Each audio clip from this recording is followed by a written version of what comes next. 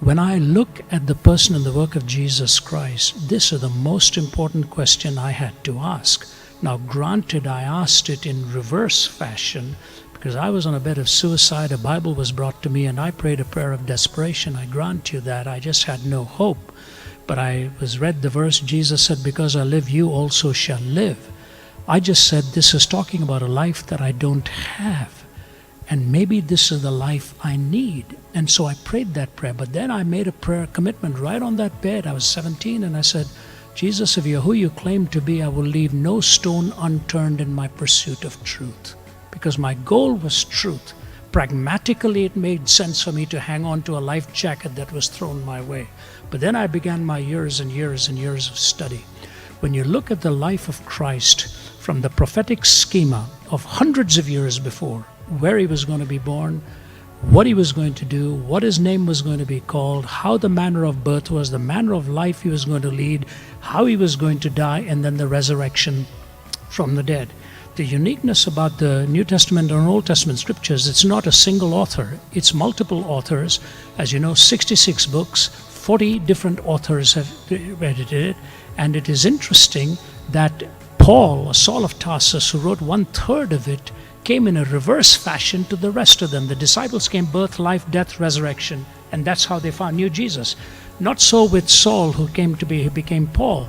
He said, when he was encountered the risen Christ, he said that I may know him, the power of the resurrection and the fellowship of his suffering, being made conformable unto his death. He started with the resurrection, but he said he needed to understand the cross, because he came in reverse chronological order, but he encountered the risen Christ. The conversion of Saul of Tarsus and Thomas especially, these two dramatic conversions are powerful witnesses of what happened. Saul, who was killing them, he was standing there watching Stephen being martyred and kept the clothes of those who were stoning him. Thomas, who said, I'm not going to believe until I see the resurrected Christ myself. And he went to India, where there are 330 million deities. And he went and preached the gospel of Jesus and paid with his own life. That kind of dramatic transformation took place not because of just one event, but a connected series of events. So, here's the bottom line. A worldview is built around 4 questions: origin, meaning, morality, and destiny. Origin, meaning, morality, and destiny. And there are 3 tests for truth: logical consistency, empirical adequacy, and experiential relevance.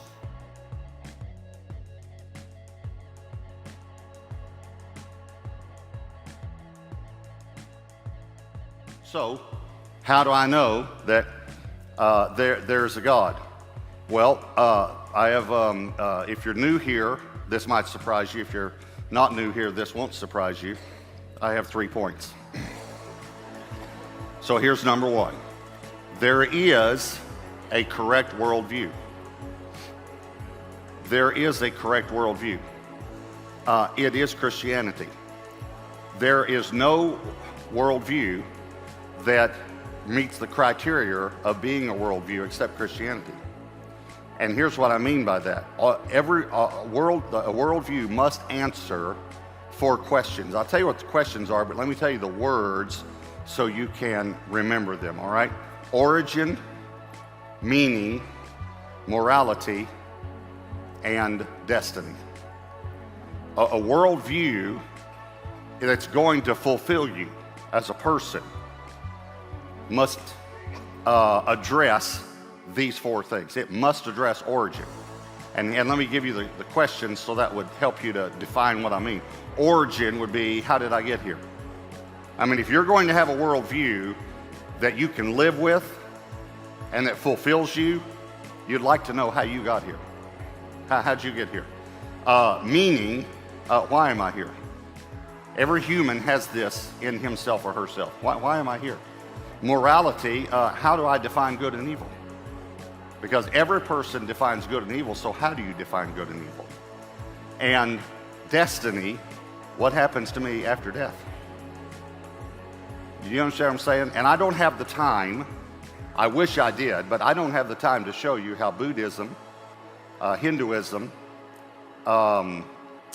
Islam do not answer.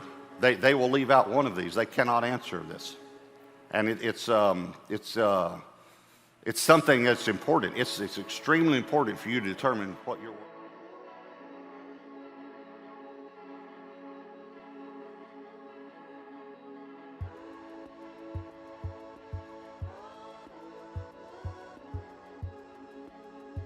Learn something first.